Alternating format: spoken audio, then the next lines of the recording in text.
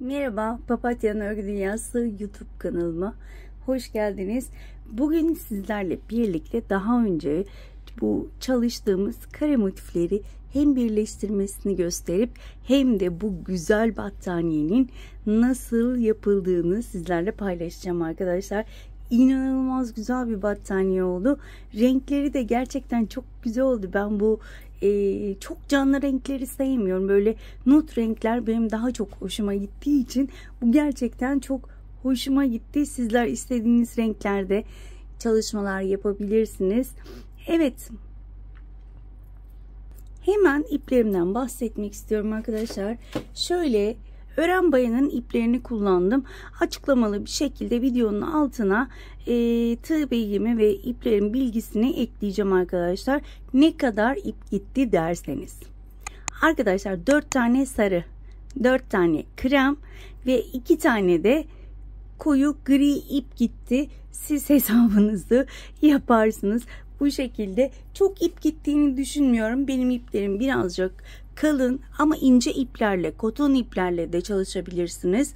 Koton iplerle ördüğünüzde yaptığınız motifler daha küçük olacaktır. Ben 4 sıra yaptım. Sizler 6 sıra yaparsınız. 7 sıra yaparsınız.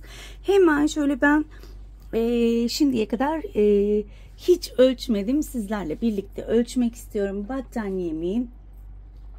Şöyle hemen kare bir battaniye oldu zaten.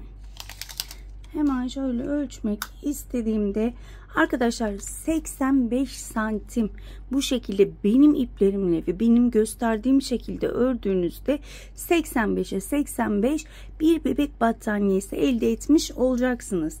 İsterseniz de şöyle TV battaniyesi yapabilirsiniz. Daha geniş, daha uzun.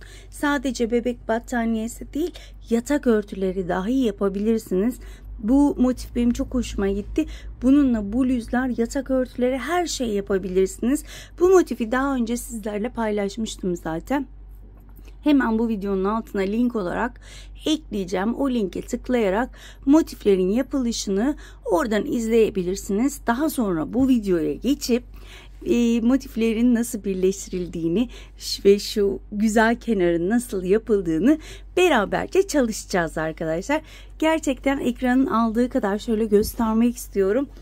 Gerçekten muhteşem bir battaniye oldu. Hemen şöyle tersini göstermek istiyorum. Arkadaşlar bu şekilde kullanabilirsiniz. Fakat ben olsam bu şekilde kullanmam. Hemen buraya çok güzel bir astar dikerim ya da diktiririm. Şöyle polar astar da diktirebilirsiniz. Sarı ya da krem şeklinde. Bu tamamen size kalmış. İsterseniz hemen bu güzel battaniyenin yapımına geçelim. Geçmeden önce minik hatırlatmamı yapmak istiyorum. Biliyorsunuz ki kanalımın ilerlemesi için ve bu videoların devamlılığı için bu videoları beğenip o güzel yorumlarınızı yapmanız gerekiyor. Bana destek olmak isteyen arkadaşlar yorumlarını ve beğenilerini eksik etmezlerse beni çok mutlu etmiş olurlar arkadaşlar. Evet, isterseniz hemen bu güzelliklerin yapımına geçelim. Evet arkadaşlar, motiflerimiz hazırsa birleştirmeye başlayabiliriz. Benim toplamda 16 tane motifim var. Birleştirdiğimde bana çok küçük gelirse ekleme de yapabilirim. Ama şu anda benim aklımda olan 16 motif yeterli olur diye düşünüyorum. Birleştirdikten sonra karar vereceğim. Hemen şöyle gri ipimden alıyorum. Şöyle hemen köşeden başlıyorum. Köşeye şöyle sabitledim. Yani köşe dediğim şu 2 zincirlik tam köşeye şöyle sabitleyip bir tane sık iğne yapıyorum. Daha sonra tüm trabzan tepelerine batarak sık iğneler yapacağım. İlk motifimin bu şekilde devam ediyorum. Birleştirme yapmadan sadece sık iğnelerle etrafını döneceğim. Diğer motifleri de birleştirerek sık iğnelere devam edeceğiz. Ben şöyle köşeye gelene kadar devam edeyim. Hatta kapatmayayım. Köşeye gelmek üzereyim. Şöyle elimi gayet gevşek tutarak yapıyorum arkadaşlar ki gerilme yaratmayalım. Benim biraz daha gevşek tutmamın nedeni, benim gri ipim diğer krem ve sarıya göre ince. Çünkü aynı marka ipler değil. O yüzden biraz gevşek tutuyorum ki gerilme olmasın. Hemen köşeye geldim. Şöyle sonuncu trabzan tepesine de batıyorum. Bakın köşenin içine 1 2 3 tane sık iğne yapıyorum. Daha sonra tek tek tüm trabzan tepelerine batarak sık iğne yapıyorum. İlk motifimi bu şekilde bitireceğim. Evet arkadaşlar, sıramın sonuna gelmek üzereyim. Şöyle şuraya bakıyorum hemen. 2, daha önce de bir tane yapmıştım. İlk yaptığım sık iğneyi kaydırmayla sabitledim. Bir zincir çektim. İpimi kesiyorum ve ilk motifimi bu şekilde bitiriyorum. Hemen ikinci motifi ben şöyle iki tarafını örmüştüm. Bir motifin ana rengini sarı, bir motifin ana rengini krem olarak yaptım. Böyle daha hoş görüneceğini düşündüğüm için yaptım. Hemen şöyle birleştirmeyi de göstermek istiyorum. Bakın. Şöyle iki duvarını ördüm. Tam köşeye gelecekken bırak. Buraya 3 tane sık iğne yapacaktık. Birinciyi yapıyorum. İkinciyi yapıyorum. İkincideyken ilmeğimi uzattım ve hemen diğer motifin şöyle bakın, köşede 3 tane sık iğne yapmıştık. Hemen onları buluyorum. Şöyle 1 2 3, hemen ikincisine, birincisine değil ikinciden şöyle şu ilmeği geçireceğim. Şu şekilde geçirdim. Hemen buraya 3. sık iğne yapıyorum. Şöyle bakın, ilk sık iğnelerimi birleştirmiş oldum. 3. sık iğnede bakın buradaki 3. sık iğneden geçiriyorum. Yani tam karşısına gelen sık iğnenin içinden geçiriyorum ve diğer bölüme geçip ilk trabzanın tepesine geçtim. Sık iğne yaptım. Buraya nerede denk geliyor? Bakın, ilk trabzanın tepesine geliyorum ve hemen içinden geçiriyorum. Ve bakın buradaki ikinci trabzana geldim. Sık iğnemi yaptım. Ve bunu buradaki ikinci trabzanın tepesindeki sık iğnenin içinden geçiriyorum. Eminim ki anlaşıldı. Böyle karşılıklı hem ben motifimin sık iğnelerini yapmış oluyorum, hem de birleştirmemi tamamlamış oluyorum. İki işi aynı anda yapmış oluyorum. O yüzden benim için bu birleştirme mükemmel. O yüzden ben tüm birleştirmelerimi bu şekilde yapıyorum. Her zaman size dediğim gibi sık iğne ile biten, trabzanla biten tüm motifleri bu şekilde birleştirebilirsiniz. Sık iğne, hemen karşısından gelen sık iğnenin tepesine batıyorum. İlmeği içinden geçirdim ve hemen yanındaki sık iğneye batıp sık iğne yapıyorum. Bu şekilde sıra sonuna kadar devam edeceğim arkadaşlar. Eminim ki anlaşıldı. Şöyle hemen nasıl birleştiğini göstermek istiyorum. Bakar mısınız şu birleştirmenin güzelliğine? Gerçekten çok seviyorum ben bunu.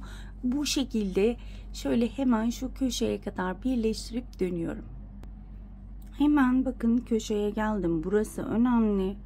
Hemen bir sık iğnemi yapıyorum. Köşedeki ilk sık iğneye batırdım. İçinden geçirdim. İkinci sık iğneyi yapıyorum. İkinci sık iğnenin içinden geçiriyorum. Üçüncü sık iğneyi yaptığımda birleştirme yapmıyorum. Şöyle göstermek istiyorum. Bir üste geldiğimizde ikisinin arasına batacağız. Şu anda bu şekilde bitiriyorum. Yani üçüncü sık iğneyi buraya birleştirmiyorum. Sadece ikinci sık iğneye kadar birleştirdim ve burayı bu şekilde bitirip hemen dönüyorum. 2 sık iğne ile başlamıştım. Buraya bir sık iğne yaptım. İlk yaptığım sık iğnenin tepesine battım, kaydırmayla kapattım. Şöyle hemen göstermek istiyorum. Birleştirmem bu şekilde oldu. Şimdi arkadaşlar bir ana renk krem, bir sarı, hemen yanına krem, sarı şeklinde 4 tane yan yana birleştireceğim. Şimdi hemen şöyle şunu alıp birleştireceğim. Daha sonra krem benim için 4 tane yeterli olacak. Evet, bence 4 tane şöyle yaptığımda, evet, daha kenarda gelecek çünkü. Evet, ben böyle 4 taneyi birleştireceğim. Bir üst sıraya geçtiğimizde yine bir üst sıra birleştirmesini sizlerle beraber yapacağız. Evet arkadaşlar, ben yan yana 4 taneyi birleştirdim. Şu güzelliğe bakar mısınız? Gerçekten çok güzel oldu. Hemen bir üste geçiyorum, ikinci sıraya. Yine daha önceden şöyle 2 sırayı ördüm ben. Çok video uzamasın diye. Yine aynı şekilde başlayacağım. Bakın köşede 2 tane sık iğnemi yapıyorum. Ve hemen şuraya geçiyorum. Bakın 1, 2, 3, ikinciye batıyorum. İkinci sık iğneye battım. İlmeği içinden geçiriyorum. Ve hemen buradaki 3. sık iğneye yaptım. Ve hemen şuradaki 3. sık iğneye batırıp içinden geçirdim. Yine aynı şekilde devam ediyorum birleştirmeye.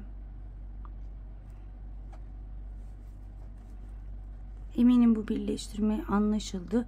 Sadece şu köşeleri nasıl yapacağımızı göstermek istiyorum. Şimdi ben bunu bu şekilde yine bakın şu şekilde şuraya kadar gelip birleştireceğim. Şurayı da göstermek istiyorum. Evet, bakın şuraya kadar geldim. Hemen köşemde ilk sık iğneyi yapıyorum. Ve burada bakın son sık iğneye battım. İkinci sık iğnemi yapıyorum. Burada ikinci sık iğnemde bakın tam iki motifin birleştiği yerin tam ortasına batıyorum. Bakın şuraya tam ortaya batarak yapıyorum ki motifim düzgün bir şekilde ilerlesin. Daha sonra bunu tek başına örmeye devam ediyorum. Hemen bu motifi bitirip şöyle de göstereceğim. Bakın burası gayet şık bir şekilde birleştirmiş olduk. Şimdi ben bu motifi bitiriyorum. Hemen yanındaki motifi de beraber birleştirelim. Evet arkadaşlar, ben hemen ilk motifimi birleştirdim ve diğerinin de iki kenarını ördüm. Evet. Şimdi yine burada aynı şekilde köşeden başlıyorum. İkinci sık iğnede hemen buradan sayıyorum. Şöyle bakıyorum. İkinci sık iğneden tığımı geçirdim ve ilmeği arasından geçirdim. Aynı şekilde ilerliyorum. Eminim ki birleştirme anlaşıldı. Dediğim gibi köşeleri göstermek istiyorum. Köşelerde bir aksaklık yaşanmaması için. Bu şekilde ben köşeye gelene kadar yine devam edeyim. Şöyle de göstereyim. Şuraya kadar geleceğim. Şurayı da beraber kapatacağız. Evet arkadaşlar, ben şu şekilde birleştirdim. Döndürdüm daha rahat size gösterebilmek için. Bakın köşedeyim. Köşemin ilk sık iğnesini yapıyorum. Hemen yanındakine battım. İçinden geçirdim. İkinci sık iğneyi yaptım. Bu ikinci sık iğneyi bakın 1, 2, 3 tane motifin tam ortasına batırıyorum. İlmeği içinden geçireceğim. Daha sonra 3. sık iğneyi yapacağım. Hemen bunun yanındaki şöyle sık iğneye batıyorum. İçinden geçiriyorum. Daha sonra trabzanlara devam ediyorum. Eminim ki anlaşıldı. Bu şekilde devam edeceğim. Yine biraz şurayı örüp tekrar göstereceğim. Bu şekilde devam ediyorum. Şöyle biraz ilerleyeyim. Eminim ki anlaşıldı ama yeni öğrenen arkadaşların kafası karışabilir. O yüzden şu şekilde Şurayı biraz örüp göstermek istiyorum. Biraz da koyu gri olduğu için tam inşallah net görünüyordur. Şöyle hemen göstermek istiyorum. Bakın muazzam bir şekilde bu şekilde birleştirmiş oluyoruz. Dikerek ya da sonradan şöyle kaydırmayla bu kadar kolay yapamıyoruz. Bu şekilde daha kolay çizgiler elde etmiş oluyoruz. Ama sizler derseniz ki şu kadar kalın çizgiler istemiyorum, o zaman kaydırma yöntemiyle direkt iplerle birleştirebilirsiniz. Ben şöyle şurayı bitirip hemen dönüyorum. Evet arkadaşlar, birleştirmem bu şekilde oluyor. Hemen şurayı da göstermek istiyorum. Şimdi yine şöyle renk ayırıp yine 2 tane daha ekleyeceğim. Bir üste geçeceğim. Yine aynı şekilde bu ikisinde ne yaptıysak diğer taraflarda da aynısını yaparak toplamda 16 tane motifimi bu şekilde birleştirip hemen deniyorum. Evet arkadaşlar, ben toplamda 16 tane motifimi birleştirdim. Şöyle göstermek istiyorum. Muhteşem oldu. Gerçekten ben çok beğendim. Ama hemen şöyle göstermek istiyorum. Şuralarda bir çukurlaşma oldu. Birleştirirken o çukurlaşmaları düzeltmek istiyorum. Nasıl düzelteceğiz? Hemen şöyle köşeden başlayarak sizlerle beraber orayı düzelteceğiz. Öncelikle bir sıra sık iğne gitmek istiyorum. Şöyle köşeden başlayarak. Bakın buraya 3 tane sık iğne yapmıştık. Hemen birinci değil ikinciye sabitliyorum. Şöyle arkadan ilmeğimi de yürüteceğim. Şöyle tek tek batarak sık iğnelerimi yapıyorum. Yani yapmışken düzgün yapalım, değil mi? Normalde hemen buraya modeli geçmeye çalışabilirdim. Ama şu çukurlar pek hoşuma gitmediği için bir sıra sık iğne gitmeyi düşünüyorum. Şöyle bakın, şuraya gelene kadar ben devam edeceğim. Videoyu çok uzatmayalım. Hemen şu çukur kısmını beraber öreceğiz. Bakın tam 2 motif arasına geldim. Bakın hemen ilk motif arasına batıyorum. Tığın başını dolayarak batıyorum. Tekli trabzan yapıyorum. Tığın başını doladım. Hemen diğer motifin birleştiği noktaya battım. Tekli trabzan yaptım. Yani tığın başını dolayarak batıyorum ve 3 ilmeği aynı anda topluyorum ve diğer sık iğne tepelerine sık iğne yapıyorum. Şöyle bir göstermek istiyorum. Bakın düzgün oluyor. Tekrar göstereceğim. İçime sinmedi, o yüzden tekrar göstermek istiyorum. Bakın şöyle tam 2 motif arasındayım. Şöyle alttan batıyorum ki şurası. Bakın tığın başını doladım, batıyorum, 3 ilmeği aynı anda topladım. Tığın başını doladım, hemen diğer tarafa geçtim, 3 ilmeği aynı anda topladım. Sadece 2 motif arasında yapıyorum bunu.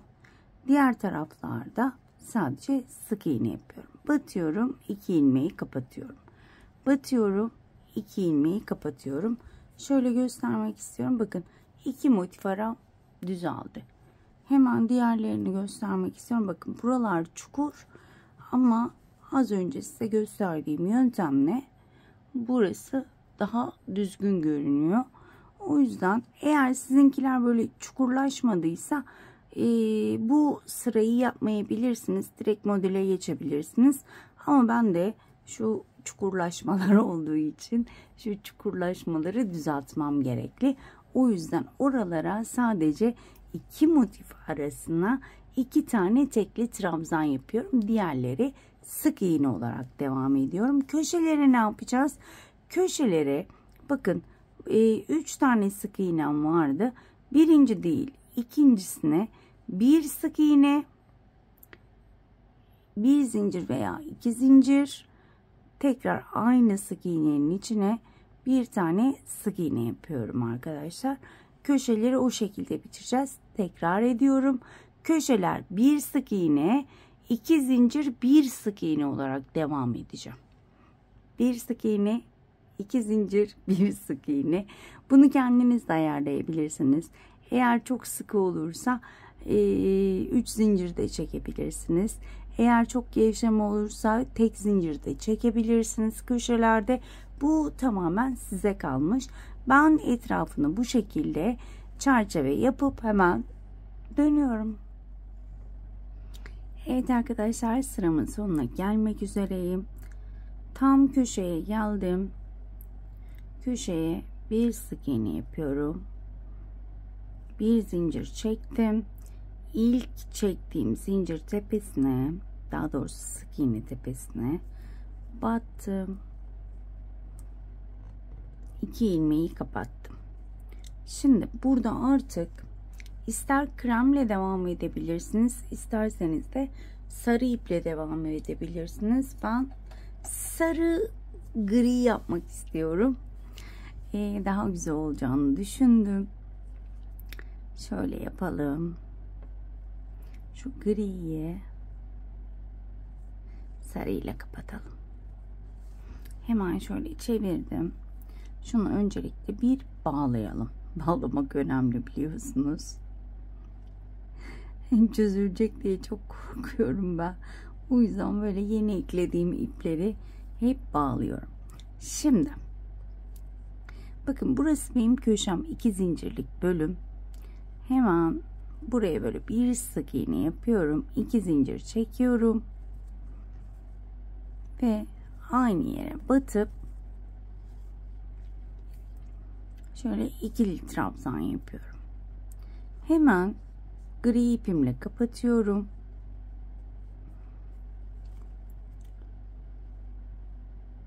Ve hemen ilk sık iğne tepesine battım. Bir tane ikili trabzan yaptım. Hemen yanındakine batıyorum. Arada ilmeklerimi de yürütüyorum. İkinci gri ile ikili trabzan yapıyorum. İkinciyi sarı ile kapatıyorum. Tığın başını doladım. Hemen yan yana 2 tane sarı yapıyorum. İkinci sarıyı yarısını gri ile kapatıyorum. 2 tane gri, ikinci gri'ni bakın 2 ilmek kapatıyorum. Kalan 2 ilmeği sarı ile kapatıyorum. Şöyle göstermek istiyorum. Bakın şu şekilde olacak. Bir tane sarı, ikinci sarıyı yarım kapatıyorum. Kalan 2 ilmeği gri ile kapatıyorum ve yan yana 2 tane gri. Bu şekilde diğer köşeye gelene kadar devam edelim arkadaşlar. Diğer köşeyi de sizlere göstermek istiyorum. Evet arkadaşlar, şöyle köşeye geldim. Bakın 2 sarı 2 gri, 2 sarı 2 gri şeklinde ilerledim. İlk başladığımda şöyle hemen göstermek istiyorum. Bakın köşede sarı ile başladım. O yüzden köşeyi sarı ile bitirmek zorundayım. Eğer sık iğneleriniz eksikse aynı sık iğneye 2 tane batabilirsiniz. Benimkiler şu anda tam geldi. Şöyle sarı ile kapatıyorum ve köşeye bakın 2 zincir çektiğim köşeye şöyle tığın başını doladım. 2 tane ikili trabzan, 2 zincir, aynı 2 zincirlik köşeye 2 tane ikili trabzan yapıyorum. İkinci trabzanda 2 ilmeği gri ile kapattım. Bakın 2 köşede sadece sarı ile kapattım. Daha sonra şöyle ilmekleri ayırıyorum. Yine aynı şekilde ilerliyorum. 2 tane gri trabzan, son ilmekleri diğer renkle kapatıyorum. 2 ilmeği, daha doğrusu 2 tane yan yana sarı. Eminim ki anlaşıldı. Daha önce de bunu çok çalışmıştık zaten ama önceki videoları seyretmeyen arkadaşlar için şöyle yine anlaşılır bir şekilde anlatmaya çalışıyorum. Bakın ikinci trabzanı hep yarım kapatıyorum ve diğer renkle kapatıyorum 2 ilmeği. Şöyle göstermek istiyorum. Bakın şu şekilde olacak. Bunu ben sarı gri olarak çalıştım. Ama Pinterest'te gördüğümde krem ve siyahtı. Ama ben bu şekilde bitirmek istedim. Bence de güzel oldu. Evet, bu şekilde etrafını çerçeveleyip hemen dönüyorum. Evet arkadaşlar, sıramın sonuna geldim. İlk 2 tane ikili trabzanına başlamıştık köşeyi sarıyla ve yine sarıyla bitiriyorum. 2 tane ikili trabzan yapıyorum. Tığın başını doladım. İlk çektiğim zincirin tepe noktasına battım. Şöyle gri ipimi de üste alıyorum. İlmek aldım. Bakın 3 tane ilmeğim var.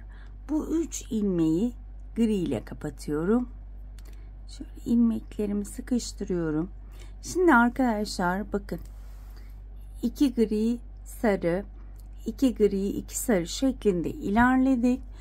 Köşemi 2 ikili trabzan, 2 zincir, 2 tane ikili trabzan olarak bitirdim. Sıraları şaşırmamak kaydıyla sarı gri sarı gri olarak bitireceğiz. Şimdi bu bölümü gri ile yapacağız. Yani köşelerin bir sırasını gri ile bir sırasını sarı ile yapacağız. Şimdi gri sırasındayım. Bakın 2 tane buraya gri yapmış oldum. İkinciyi sarı ile kapatıyorum.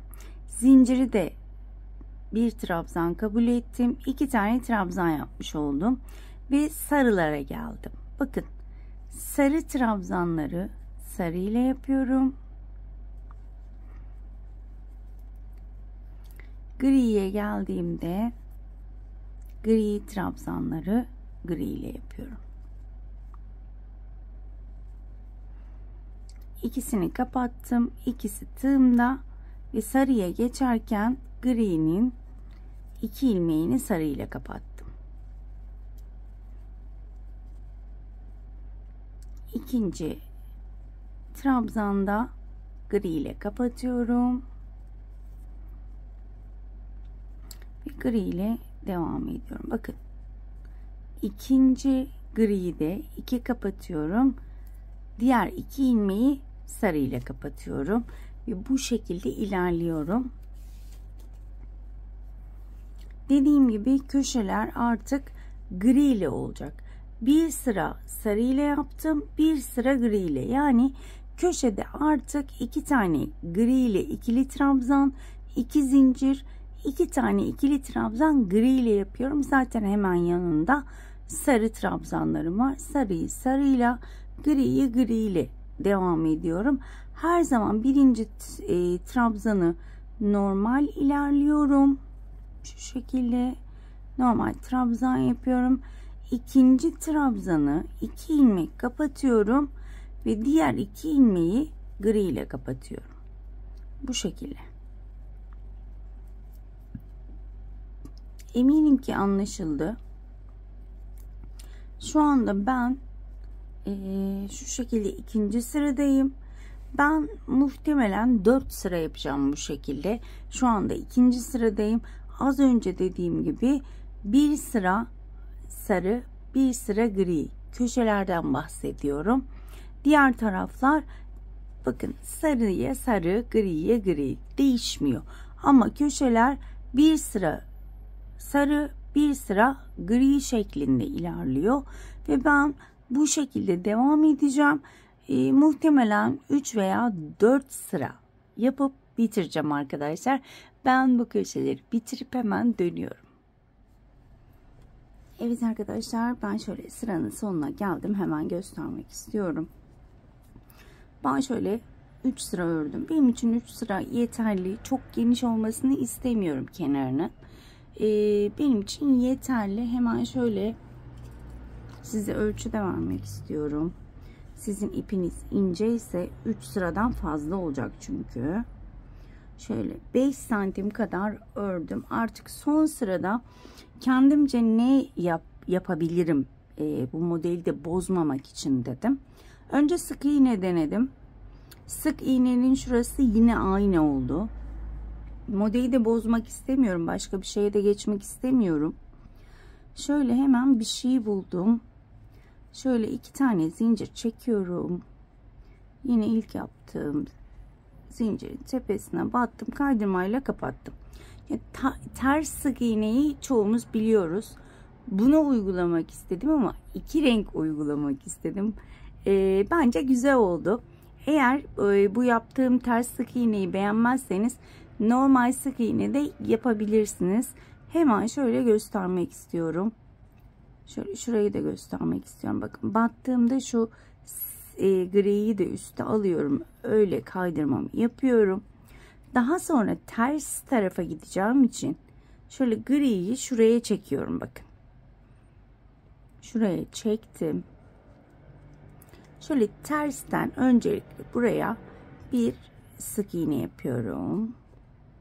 Köşeye 2 zincirlik bölüme. İkinciyi yapıyorum.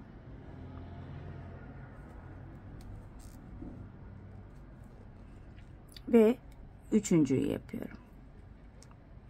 Arkadan şu griyi de şu tarafa doğru yönlendiriyorum. 3 tane geriye doğru sık iğnemi yaptım.